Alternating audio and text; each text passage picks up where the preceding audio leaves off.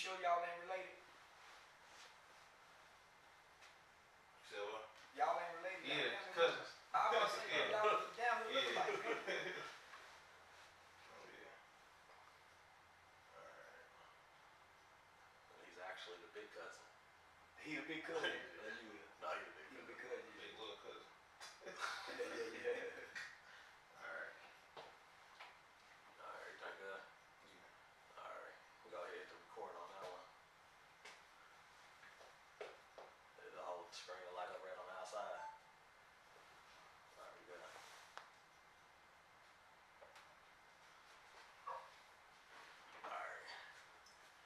Alright, everybody, you already know what it is. It's the hottest show on the net, the No Game But Tie Game podcast. And today, we got a very, very, very special guest in the building. I'm sure they already know who you is, man. But go ahead and introduce yourself. Say, man, it's America's favorite uncle, Charleston White, a.k.a. The new comedian on stage on the block, man, Rat Williams, Uncle Ruckus, whatever you want to call him. But they know what it is by now. Just say Uncle.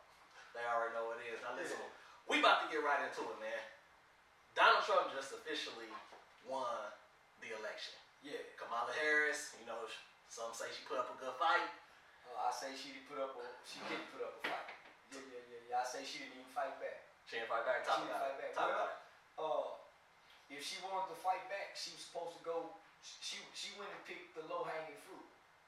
The low-hanging fruit from the tree, meaning she went and got the Cardi B crowd, the Megan Thee Stallion crowd, the Glorilla crowd, the Sexy Red crowd, the Quavo crowd.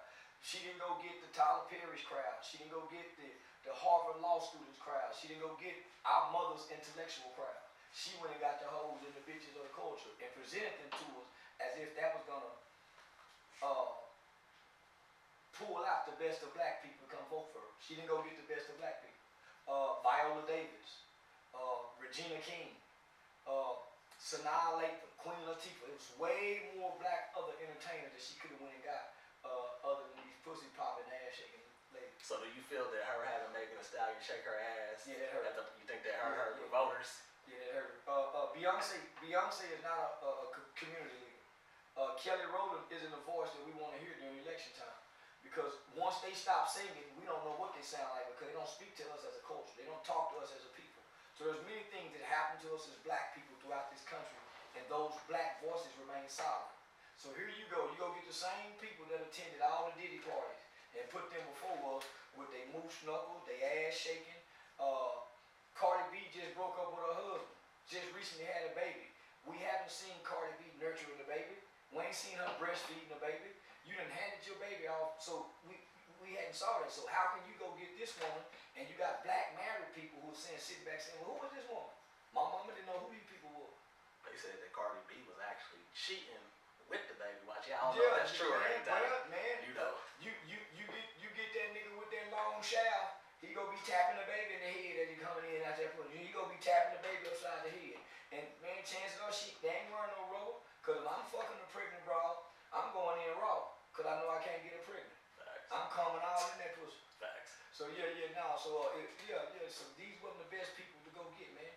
There's no way you can compare Coretta Scott King or Betty Shabazz with this group here. So nah, she fucked up by doing that. So do you feel like when people was voting, do you feel like they was really voting against Biden? Or do you feel like the Democratic Party didn't really give her enough time? Or do you feel like she was going to lose regardless? She's going to lose regardless because this is a democracy, right?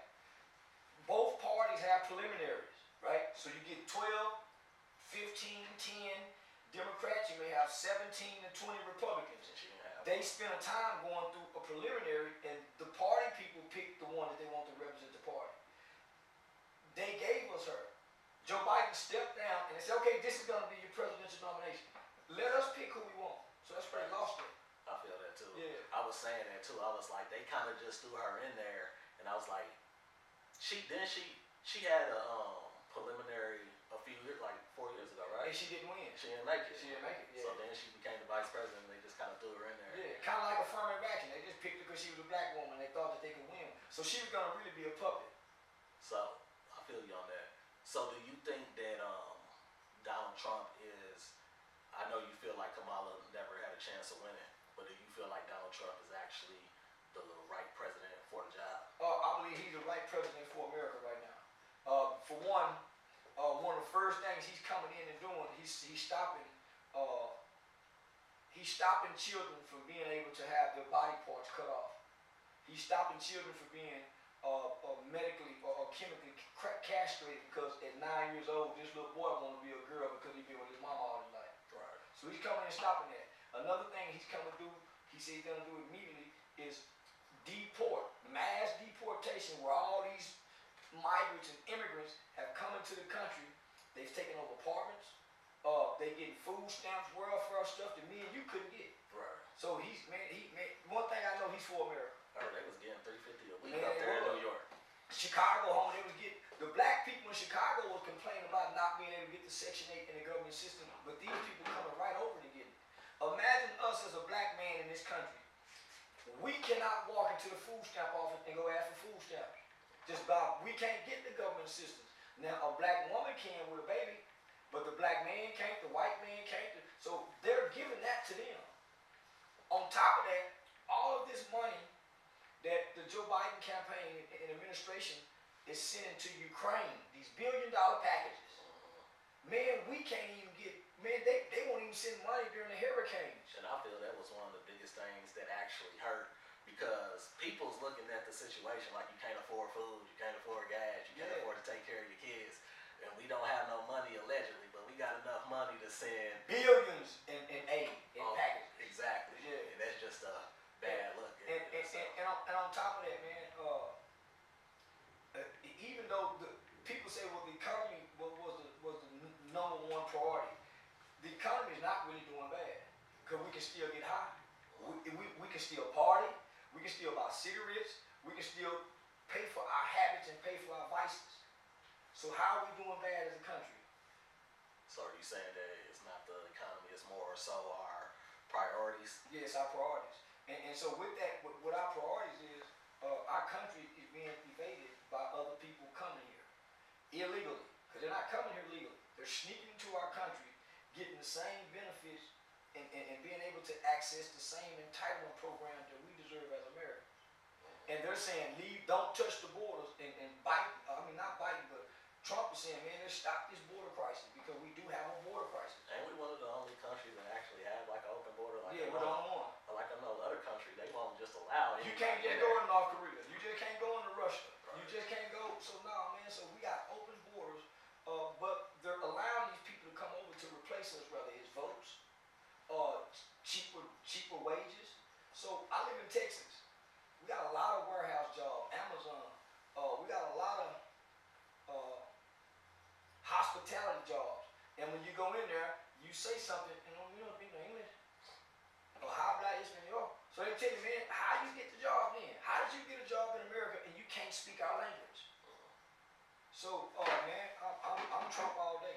Trump all day. Yeah, I'm Trump all day. Okay, so you happy with the elections? How do you feel about, I guess I could say, some of the shaming tactics that people try to use to be like, well, if you don't vote this way, then you're not black, or if you vote this way, then you're against us, or So what they did was the Democratic Party. Most people don't understand. That's the party of slavery. So when you understand history, the Democrats have always been the party who wanted slavery.